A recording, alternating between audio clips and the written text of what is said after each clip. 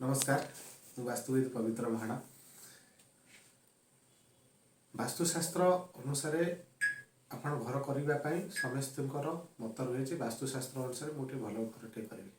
किंतु बहुत जन कौन करती ना वास्तुशास्त्र अनुसार घर करने से परिमाणर जगह दरकार किंतु से परिमाणर जगह से पाखे न था से बहुत लोक कौन करती ना घर सीढ़ी तले लैट्रिन बाथरूम कि रोसई घर ये सब करती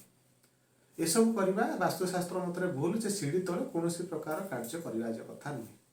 किंतु जदि आपण पाखे से परिमाणर जगह ना आपण सीढ़ी तले कौन प्रकार से कार्य कर